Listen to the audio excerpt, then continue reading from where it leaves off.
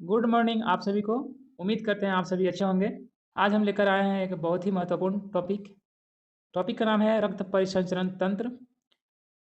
तो आज के क्लास में जीव विज्ञान के बहुत ही महत्वपूर्ण प्रश्न जो गत हुए परीक्षाओं में लगातार रिपीट हो रहे हैं, बहुत ही इंपॉर्टेंट प्रश्न है। आपको बहुत मज़ा आने वाला है, तो क्लास में अंत तक बने रहें। तो बढ़ते हैं पहले प्रश्न की ओर। और पहला प्रश्न है, ईसीजी से शरीर के किस अंग की जाँच की जाती है? बहुत ही इंपॉर्टेंट प्रश्न है। और अगर आप सभी को मालूम है तो कमेंट सेक्शन में इसका ज़रूर जवाब दिया करें। पहला क्वेश्चन है, ईसीजी से शरीर के किस अंग की जांच की जाती है?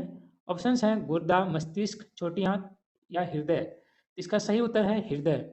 इस ईसीजी का फुल फॉर्म एक्चुअली होता है इलेक्ट्रोकार्डियोग्राम। इलेक्ट्रोकार्डियोग्राम यह हृदय के फंक्शन को इलेक्ट्रिकली ग्राफ पर रिकॉर्ड करता है। तो ये हृदय की जांच के लिए यूज किया जाता है। अगला क्वेश्चन है, मनुष्य में रुधिर परिसंचरण तंत्र की खोज किसने की थी? ऑप्शंस हैं Robert Hooke, William Harvey, funk, Landsteiner. Option A में है रॉबर्ट हुक। इन्होंने पादप कोशिका के बारे में खोज की थी। इन्होंने प्लांट सेल के बारे में खोज की थी। अगला है फंक। फंक इन्होंने विटामिन के बारे में खोज किया है। इनको विटामिन थेरेपी का जनक भी कहा जाता है। लैंडस्टीनर है, इन्होंने रक्त समूह ब्लड ग्रुप के बारे में इन्होंने खोज की थी। तो इसका सही उत्तर होगा विलियम हार्वे। इन्होंने ही रुधिर परिसंचरण तंत्र यानी कि रक्त परिसंचरण तंत्र की खोज की थी। Option number B. बढ़ते हैं अगले क्वेश्चन की तरफ। थर्ड क्वेश्चन है, हृदय के चारों ओर मौजूद सुरक्षा परत को क्या कहा जाता है? दोस्तों, जो हमारा हृदय रहता है, हृदय के चारों तरफ एक मेम्ब्रेन होती है और उस मेम्ब्रेन में लिक्विड भरी हुई रहती है। उस मेम्ब्रेन का नाम है पेरिकार्डियल मेम्ब्रेन।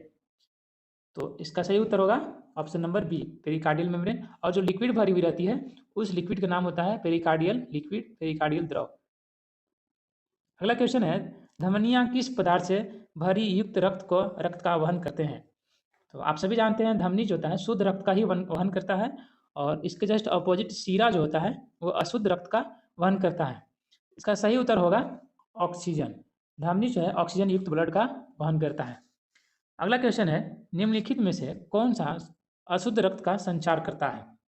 ऑप्शन है पल्मोनरी शिरा, पल्मोनरी वेन्स, पल्मोनरी धमनी, महाधमनी, इनमें से कोई नहीं। तो पल्मोनरी का मतलब होता है फुफ्फुस। पल्मोनरी शब्द जुड़ जाने के बाद यह जस्ट अपोजिट काम करने के लिए यूज किया जाता है। पल्मोनरी शिरा मतलब शिरा एक्चुअल में अशुद्ध ब्लड का वहन करता है, बट पल्मोनरी शिरा जो होता है यह शुद्ध ब्लड का संचार करता है। तो यहाँ पर सही उत्तर होगा पल्मोनरी धमनी। बढ़ते हैं अगले क्वेश्चन की तरफ।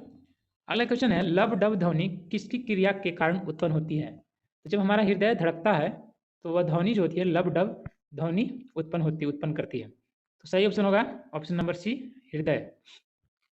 अगला क्वेश्चन है, मानव शरीर की पल्स दर की जांच क्यों की जाती है?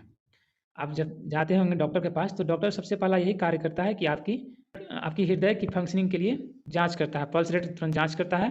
तो यस, इसका सही उत्तर होगा दिल की फंक्शनिंग जांच करने के लिए, ऑप्शन नंबर ए। अगला क्वेश्चन है, किस उपकरण का प्रयोग रक्तचाप नापने के लिए किया जाता है? ऑप्शन ए है हाइड्रोमीटर, ऑप्शन बी है मल्टीमीटर, ऑप्शन सी है सेलिनोमीटर और ऑप्शन डी है स्फिगोमैनोमीटर। इसका सही उत्तर भी होगा स्फिगोमैनोमीटर। यह उपकरण ब्लड प्रेशर को नापने के लिए यूज किया जाता है। ब्लड प्रेशर एक्चुअल में होता क्या है? ब्लड प्रेशर होता है जब हमारी धमनी या शिरा से जब ब्लड बहता है, ब्लड का प्रवाह होता है, तो ब्लड द्वारा धमनी या शिरा की दीवार पर एक फोर्स एक्सर्ट किया जाता है, एक बल लगाया जाता है। That force is called blood pressure. तो यहाँ पर सही उत्तर होगा स्फेग्मोमैनोमीटर। बाकी हाइड्रोमीटर जो है यह लिक्विड की डेंसिटी को बताता है। सेलिनोमीटर जो है या लिक्विड की लवणता, लिक्विड में कितनी लवण है उसकी माप बताता है। तो इस तरह इसका यूज किया जाता है। अगला क्वेश्चन है, हृदय कब आराम करता है? हम सभी यह बचपन से सुनते आ रहे हैं कि हमारा हृदय ही जो है हमारे शरीर में कभी आराम नहीं करता है, बट हृदय भी आराम करता है। तो यह कब करता है? तो जब दो धड़कनों के बीच में हृदय रेस्ट लेता है। अगला क्वेश्चन है, कौन सी रक्त वाहिकाएं शुद्ध रक्त फेफड़ों से हृदय में ले आती है? ऑप्शन है फुफ्फुस धमनी, हृदय धमनी, शिरा, फुफ्फुस शिरा। तो शुद्ध रक्त को फेफड़ों से हृदय में ले जाने के लिए जो वाहिका होती है वो होती है फुफ्फुस शिरा। फुफ्फुस शिरा ही वाहिका होती है वो होती है फुफ्फुस शिरा। फुफ्फुस शिरा ही फेफड़ा से लेकर यह हार्ट के बाएं लिंब में देती है। फेफड़ा से शुद्ध रक्त को लेकर बाएं लिंब में छोड़ती है और बाएं लिंब से यह जाता है बाएं नीले में और यहाँ से अवार्टा के माध्यम से पूरे शरीर में सर्कुलेट होता है। इसका सही ऑप्शन है फुफ्फुस शिरा। बढ़ते हैं अगले क्वेश्चन की तरफ और अगला क्वेश्चन है उभयचर के हृदय में कितने कक्ष होते हैं। उभयचर मतलब जो जल में भी रह ले, जो थल में भी रह ले, उन्हें उभयचर कहते हैं। उभयचर के हृदय में टोटल 3 कक्ष होते हैं। एग्जाम्पल्स हैं जैसे कि फ्रॉग मेढक, सरीसृप स्नेक, ये एग्जाम्पल्स के रूप में हुए। बढ़ते हैं अगले क्वेश्चन की तरफ। पक्षियों और स्तनधारी के हृदय में कितने कक्ष होते हैं।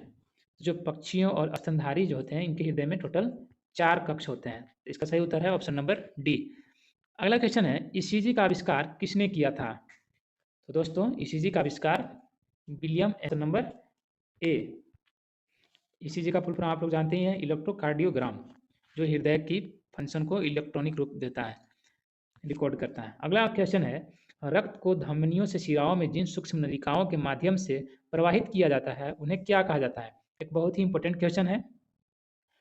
हम सभी जानते हैं कि धमनी और शिरा का जो है दोनों का कार्य ब्लड को प्रवाह करना होता है, बट हमारे शरीर में हर जगह पर ब्लड पहुँचे उसके लिए सूक्ष्म यानी छोटे छोटे नलिका भी होते हैं और उन नलिकाओं को कहा जाता है केशिकाएं।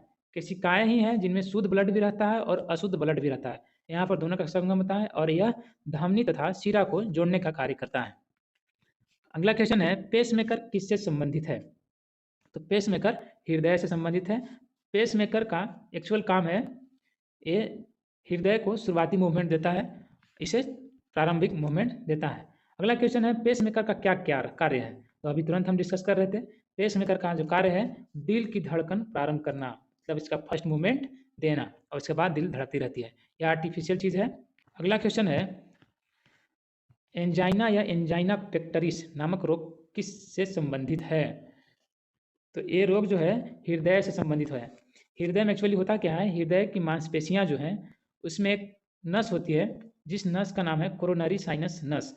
उस नस में ब्लड सर्कुलेट होता है। यदि ज़्यादा कोलेस्ट्रॉल की मात्रा बढ़ जाती है हमारे शरीर में तो उस नस में ब्लॉकेज आ जाती है, जिसका कभी कभी हार्ट अटैक भी आ जाती है सीवियर केसेस में, बट अधिकांश केस में ये दर्द उत्पन्न होने लगता है। उसी रोग को एंजाइना या एंजाइना पेक्टिस के नाम से जाना जाता है। अगला क्वेश्चन है हृदय से संबंधित कौन सत्य है। ऑप्शन है यह पेशीजनक है, यह बंद मुट्ठी आकार का है। तो ये भी सही है, पेशीजनक है मतलब कि ये पेशी अंग है ही, बंद मुट्ठी आकार का भी है, यह पंपिंग अंग है मतलब कि हाँ ब्लड पंपिंग करता है। इसका सही जवाब होगा इनमें से सभी। अगला क्वेश्चन है नाड़ी दर कहाँ से मापा जाता है। तो नाड़ी दर जो है धमनी से मापा जाता है। इसका सही उत्तर होगा ऑप्शन नंबर बी। अगला क्वेश्चन है मानव कलाई में नाड़ी स्पंदन करती है, हृदय से तेज करती है, हृदय से धीरे करती है, हृदय के बराबर करती है। आप सभी जानते हैं कि कभी कभी हम जाते हैं कोई वैद्य के पास तो हमारा हाथ की कलाई पकड़कर नाड़ी को जांच करता है, तो इससे ये पता लगाता है कि इसका दिल का फंक्शन कैसा कार्य कर रहा है। तो ये जो धड़कन है ये हृदय के बराबर धड़कता है, स्पंद करता है। अगला क्वेश्चन है हृदय धड़कन का नियंत्रण मस्तिष्क के किस भाग से किया जाता है। एक बहुत ही इंपॉर्टेंट क्वेश्चन है और यह अधिकांश एग्जामों में आ जाता है। तो इसका सही उत्तर है पश्च मस्तिष्क। हमारे मस्तिष्क के पिछले भाग में एक स्थान है एक जिसका नाम है मेडुला ओब्लांगेटा। मेडुला ओब्लांगेटा में कार्डियक सेंटर स्थान है, वहीं से हृदय धड़कन को नियंत्रित किया जाता है।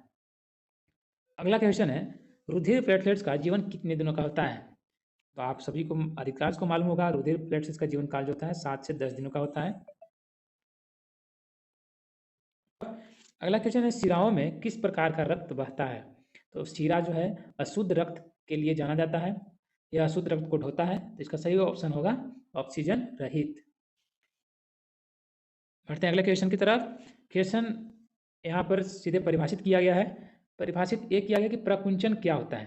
तो प्रकुंचन होता है जब निलय के सिकुड़ने के कारण रक्त हृदय के बाहर आता है तब उस दाब को प्रकुंचन कहा जाता है। इसको इंग्लिश में सिस्टोलिक मूवमेंट भी कहा जाता है। जब निलय सिकुड़ता है तो रक्त जो है हृदय के बाहर आता है, that movement is called systolic movement. अगला डेफिनेशन है अनुशीतलन का। अनुशीतलन क्या है, इसका इंग्लिश में नाम डायस्टोलिक भी है। तो जब निलय फैलता है तो रक्त हृदय में आ जाता है और इस दाब को अनुशीतलन दाब कहा जाता है। यहाँ पर दाब होगा। तो आज का क्लास यहीं तक था। उम्मीद करते हैं आप सभी को बहुत ही अच्छा लगा होगा और इसमें बहुत ही अच्छे अच्छे क्वालिटी क्वेश्चंस का संग्रह था। तो मिलते हैं अगले क्लास में, तब तक के लिए जय हिंद।